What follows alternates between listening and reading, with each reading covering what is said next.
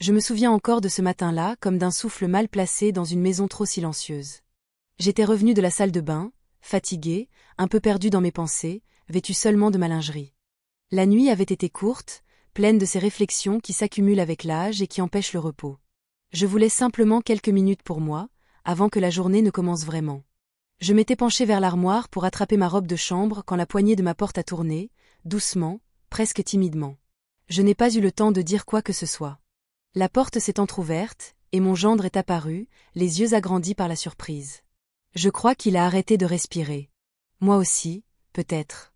Pendant une seconde interminable, nous sommes restés figés, comme deux inconnus pris en faute dans un moment trop intime pour être partagé.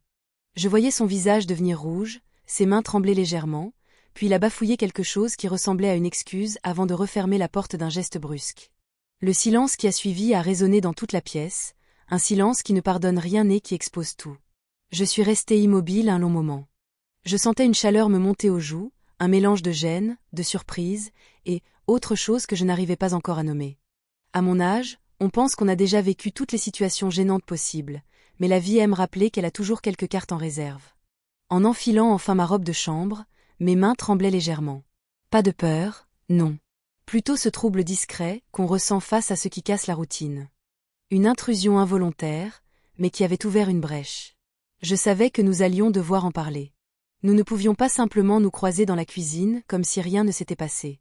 Je suis descendue lentement, chaque marche me rappelant l'image de son regard fuyant, de son malaise sincère. Dans le salon, je l'ai trouvé assis, les coudes sur les genoux, le visage enfoui dans ses mains. Il semblait profondément perturbé, plus que je ne l'aurais imaginé. Ce n'était pas un jeune homme imprudent. Il avait toujours été respectueux, attentionné, presque trop réservé parfois. En l'observant ainsi, j'ai senti une sorte de compassion s'installer, douce mais insistante. Ce n'était pas sa faute. La porte n'était pas verrouillée, et il pensait sans doute que j'étais déjà en bas, comme d'habitude. Pourtant, malgré la logique de tout cela, je ne pouvais pas ignorer la sensation étrange qui persistait dans ma poitrine. Une vibration subtile, dérangeante, qui réveillait des zones de moi longtemps endormies. Je me suis approchée, doucement, presque sur la pointe des pieds. Avant même que je n'ai prononcé un mot, il s'est redressé brusquement. Ses yeux ont croisé les miens juste une fraction de seconde.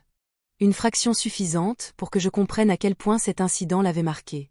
Et moi, je n'étais pas certaine de ce que je ressentais. Mais je savais que notre conversation allait changer quelque chose. Pas forcément de dramatique, mais quelque chose de profond, d'inattendu. Une fissure minuscule dans la routine bien huilée de nos rots. Je me suis assise à côté de lui, en inspirant lentement, préparant les mots, les émotions, la vérité que nous allions devoir affronter ensemble. Je me suis assise près de lui, encore un peu troublée par tout ce qui venait de se passer. La pièce paraissait plus petite que d'habitude, comme si l'air lui-même retenait son souffle. Il gardait la tête baissée, les doigts entrelacés trop fort, presque crispés. Je pouvais sentir son malaise comme une vibration dans le silence. Je lui ai parlé calmement, d'une voix plus douce que je ne l'aurais imaginé. C'était étrange, cette douceur née d'un incident si embarrassant. Mais peut-être que certains moments, même maladroits, ont le pouvoir de réveiller une forme d'humanité qu'on croyait assoupie. Il m'a écouté, sans oser me regarder. Je lui expliquais que ce n'était qu'un accident. Que je n'étais ni fâchée, ni blessée, ni outrée. Juste surprise. Très surprise, oui. Mais pas en colère. Je sentais qu'il avait besoin de l'entendre clairement, avec des mots simples, presque maternels. Pourtant, au fond de moi, il y avait autre chose, une nuance difficile à ignorer, une curiosité douce et involontaire. Petit à petit, il a levé les yeux vers moi. Je n'oublierai jamais cette expression, mélange de honte, de soulagement et d'une retenue étrange, comme s'il avait encore peur d'en dire trop. En croisant son regard, j'ai senti une chaleur subtile m'envahir, une chaleur qui n'avait rien à voir avec la gêne initiale. Quelque chose comme une reconnaissance silencieuse. Ou peut-être juste le poids d'un moment trop intime pour être anodin. Nous avons parlé longtemps. Plus longtemps que prévu. Sur des choses simples, puis moins simples. Il m'a expliqué qu'il était venu frapper pour me demander un document, et qu'il avait poussé la porte en pensant que j'étais déjà habillée. Je l'entendais se justifier avec tant de sincérité que cela me touchait plus que je ne voulais l'avouer. La conversation a glissé naturellement vers lui, vers sa vie, ses doutes, ce qu'il n'osait jamais dire à voix haute. Je découvrais un homme plus vulnérable qu'il n'y paraissait, un homme qui portait trop de choses seul. Et je ne sais pas à quel moment précis cela s'est produit, mais j'ai senti qu'il me faisait confiance, d'une manière nouvelle, presque fragile. Au fil des minutes, la gêne s'est transformée en proximité, une proximité inattendue, légère mais bien réelle. Ce n'était pas une complicité qu'on choisit. C'était une complicité qui n'est parce qu'un incident met deux personnes à nu, autrement que physiquement. Une sorte de vérité brute. Je ne pouvais m'empêcher de remarquer à quel point il était attentif, respectueux, presque trop prudent. Comme s'il craignait encore de me heurter après ce qu'il avait vu, comme si cela avait brisé une barrière invisible entre nous, révélant une sensibilité qu'il avait toujours dissimulée. Je me surprenais moi-même à le regarder différemment. Non pas comme le mari de ma fille, mais comme un homme qui, malgré sa jeunesse, cherchait une présence, une voix calme, un soutien que la vie ne lui offrait pas toujours. Et moi, je ressentais une tendresse que je ne m'expliquais pas complètement. La lumière du salon changeait au fil des heures, dessinant des ombres douces autour de nous.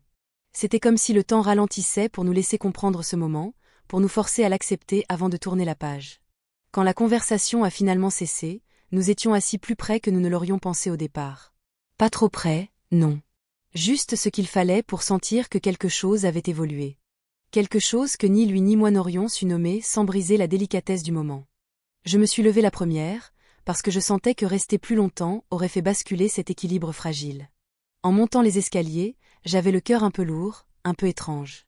Comme si un fil invisible nous reliait encore, malgré la distance. Et je savais déjà que cette conversation, si inattendue et si intime, n'était que le début de quelque chose que je ne comprenais pas encore. La suite allait être bien plus bouleversante que je ne l'imaginais. Les jours suivants ont passé dans un calme étrange, presque trop poli.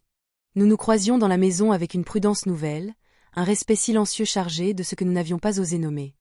Pourtant, derrière chaque regard échangé, il restait cette trace de notre conversation, comme une chaleur discrète que rien ne pouvait effacer. Un soir, alors que la lumière tombait doucement derrière les rideaux, il est venu me voir dans le salon. Je savais que ce moment finirait par arriver.